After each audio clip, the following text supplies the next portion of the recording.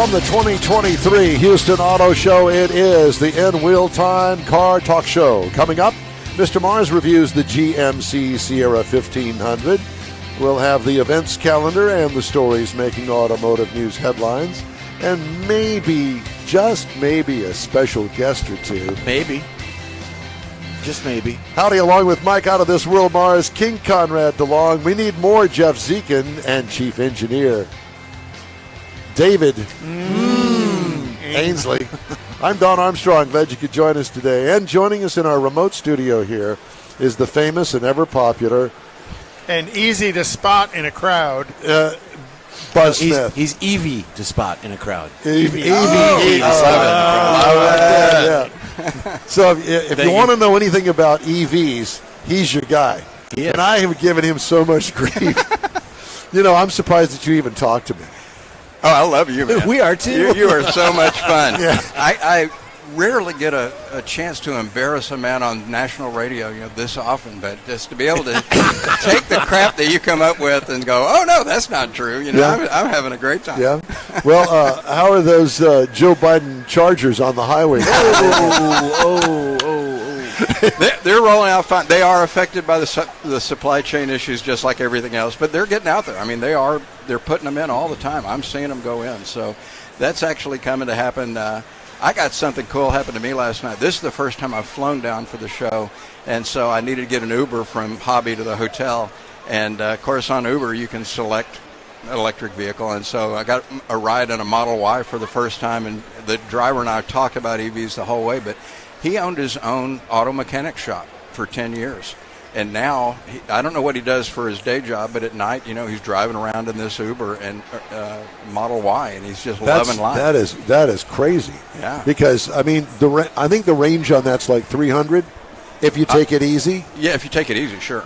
But Ubering between Hobby Airport and I assume a hotel somewhere around in here, that would zip right out the entire Suck the juice out of it pretty quick. Yeah, pretty quick. Actually, you'd be surprised. In stop-and-go traffic, which is what a lot of the Uber drivers are doing, you get much higher than the normal EPA rating. Gasoline cars, stop-and-go, you get worse mileage.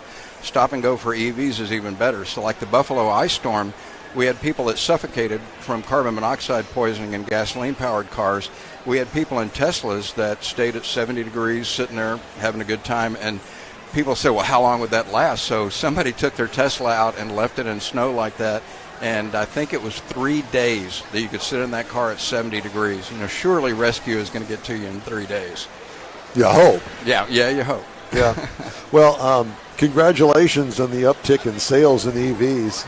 It's hard for me to say that, but it's been hard, but closing all those deals, I've really worked at it, and it's not my responsibility. I'm just one voice in the crowd, but it's really the owners of these EVs. What we've seen, there are countries obviously that are ahead of us in EV adoption, and the tipping point is at 5% of sales. When they hit 5% of sales, suddenly that curve takes off, and we are already seeing word of mouth. It's because you now have a friend, probably. Think 5%, that's 1 in 20 of your friends may have an EV. And I briefly touched on this the last time y'all had me on, but I remember all the numbers now, so this is real. In the United States, if you know nothing about EVs, 40% of us say, I'm never going to have one of those. If you see one in your neighborhood, it's not parked in your neighborhood, you just see one in your neighborhood, right, that drops to 22%. So it dropped by almost half. If you have a friend that gets one, it drops to 17%. If you ride in one, it drops to 10%. If you drive one just 3 times, it drops to 4% that say, I'll never have one. And there are some people, if you're doing heavy-duty hauling 200 miles a day, don't get an EV. It's not the right car for you. But for the vast majority of us, it works. But there's so much FUD out there, fear, uncertainty, and doubt, by people who have been convinced that EVs are political, and they're not.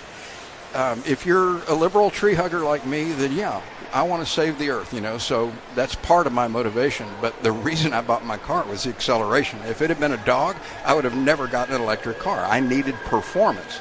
And so no matter who you're selling to, conservative or liberal, if you're talking to somebody who believes in conservative values, and we used to have really normal conservative people and really normal liberals. I don't know what happened to both sides, but we got weird all of a sudden. COVID. Yeah, that could be. And it probably was. But if you're on the conservative side, you care about things like international competition with China, national security, energy security, grid stability. These are things that EVs are going to bring to our country. You want jobs to come back. Kia was never going to build a plant here, but now that they can't get the EV income tax credit, guess what? Kia and Hyundai are going to build plants here. We have all these manufacturers. Our jobs went overseas, and now, because of that law, they're coming back, and our fellow citizens are going to get jobs from this we stuff. heard a rumor that Tesla's going to build some sort of facility out there in Brookshire. Have you heard that? No, I haven't. West of I did see something about, no, that was in Nevada. They're vastly increasing their gigafactory out in Nevada. I'm not sure what it's going to be doing, but they're still growing by leaps and bounds, even though sales are kind of slowing down for them. Well, I don't know about sales slowing down. Didn't he make record profits in the fourth quarter of last year? Profits and sales aren't necessarily the same thing, but there has definitely been some impact for the weirdness he's been doing. Now, Buzz, don't you think the EV craze could have been handled a little differently rather than saying, okay, you gas people, you're out, and we're putting electric in? Shouldn't there have been a little bit of a buffer? Exactly. A little. Actually, that was one of the things I wanted to talk about today, because you're exactly right. There should have been a little bit easier transition. Yes, and what we should never have seen happen is what Gavin Newsom did out in California. Force it. You can't buy a gasoline-powered vehicle starting in, I think it's 2035. Well, then he should give his up first, get his little limo and park it. But what are you going to do as a person when somebody says you can't have this? Well, you're going to dig your heels in. That's right. And that's why I'm asking the question. It should have been handled much differently.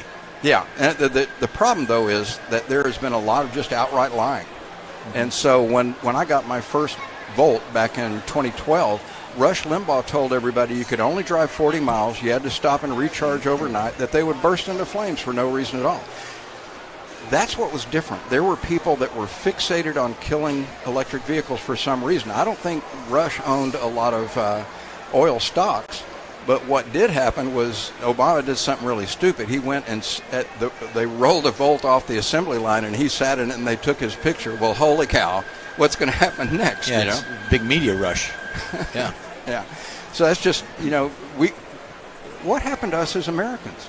I mean, I've got really good friends. I've got a friend down the street that was Special Forces. He had a Trump flag flying on a 30-foot flagpole in his front yard.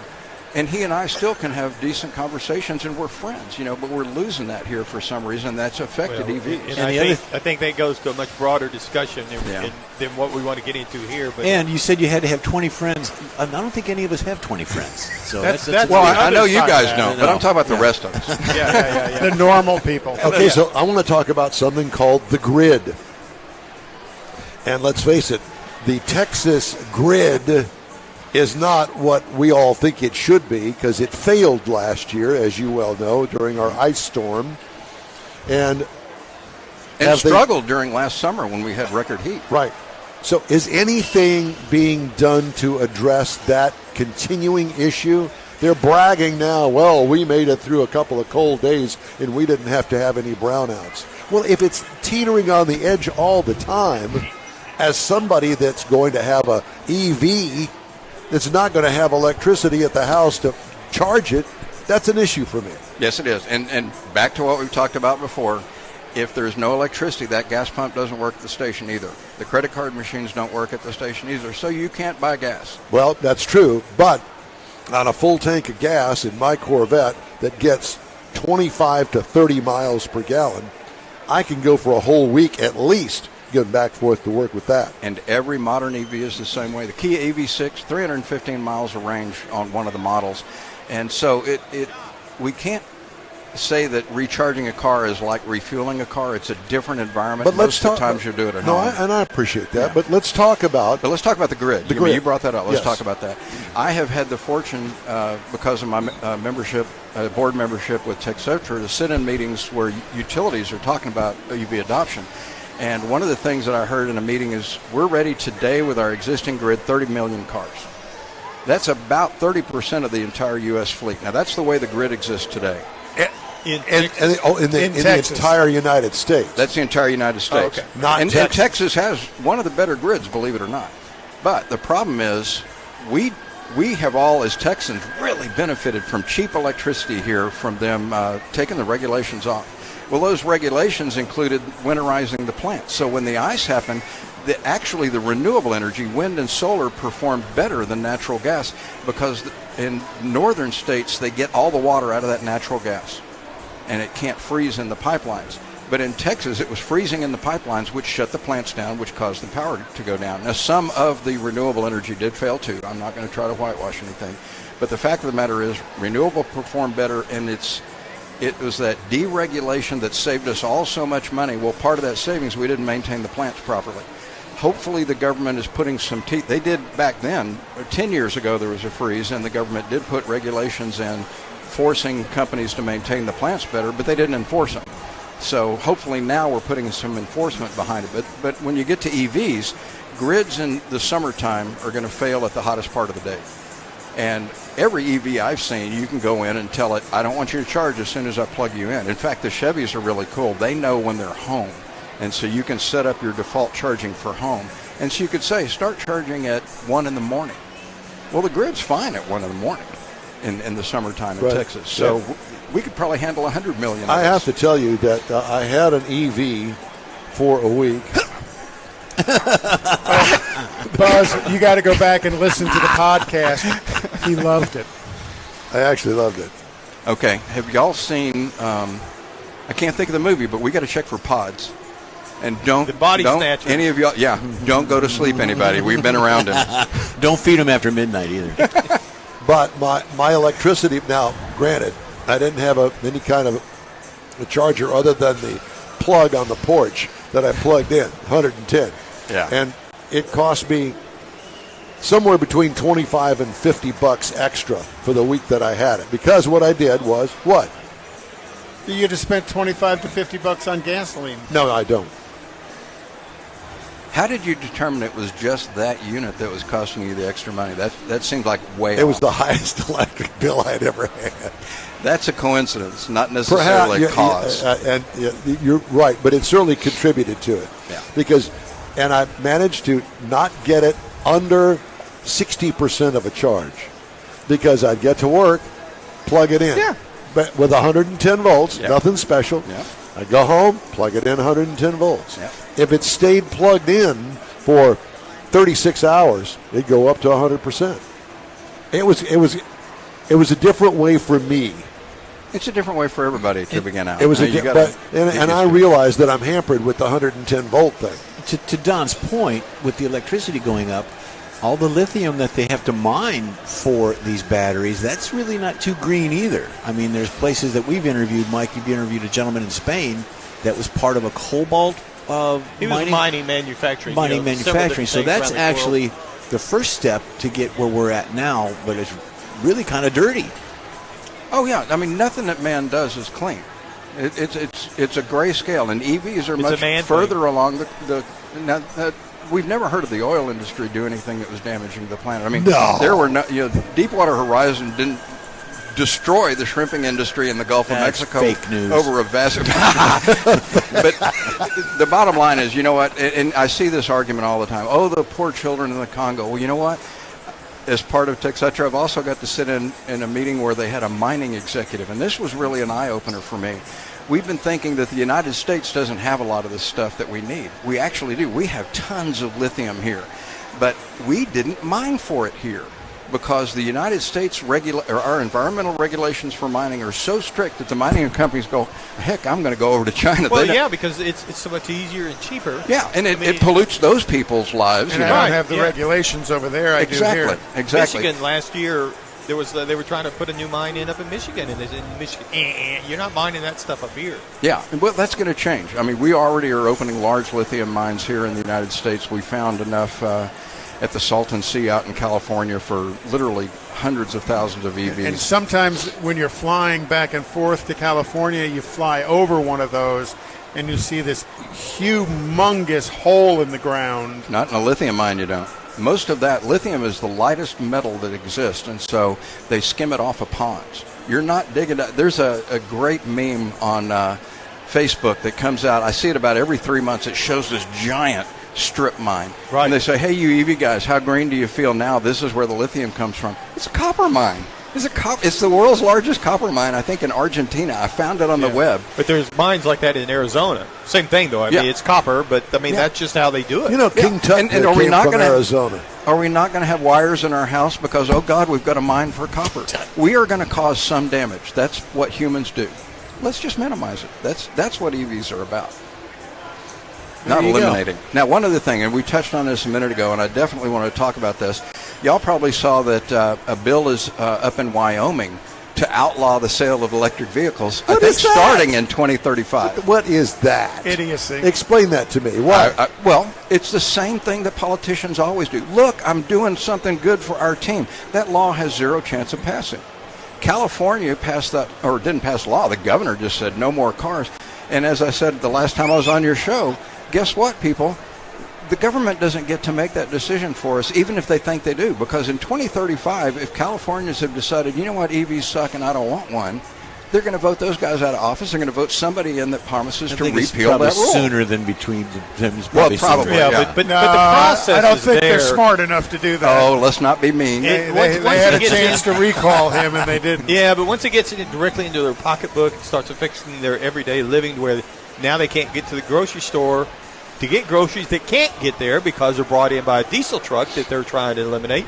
I mean, there comes a limit to where that impact will be strong enough, people will start reacting. Yeah, and we need the politicians to get out of the way. This is something the market is going to settle. Yeah, I mean, I agree. If you believe in free market economics, let's just do this. Well, that's it. If it was consumer-driven, just think how much faster things would go because that's what people want. Instead of the politicians trying to force it and, like you said, creating this resistance that shouldn't be there. No pun intended. Right, but I mean, I'm not a big EV fan because I like the hot rod, I like the noise, I like the sound, but I also know that my wife's driving patterns, an EV would work wonderful for her except for one exception, and a hybrid would fix all her problems. But, well, not I all gotta her convince problems. her. No, it wouldn't do the only thing that fix all of the problems is get rid of you. Well, that's beside the point. It fixed all her vehicle problems. Let me So Buzz is handling us like a WWE, but it would be a WWEV is the way he's handling it. And where are you at in the show here, Buzz? I'm actually working the Evolve Houston booth. Evolve is the sponsor of the show this year. Right, yeah. And one thing, we need to get this out to everybody. They have 11 EVs out front that you can come test drive. And I touched on this last time. I'm going to give you, I gave you the numbers, how the resistance, no pun intended, drops to EVs once you actually have experience. You can get that experience today. And two of the vehicles we have are F-150 pickups. I mean, in Texas, that's a huge deal. Come drive that truck. But if you're not a pickup person, we've got the Polestar 2 out there. We've got the Hyundai. Do you have the EV6 out there?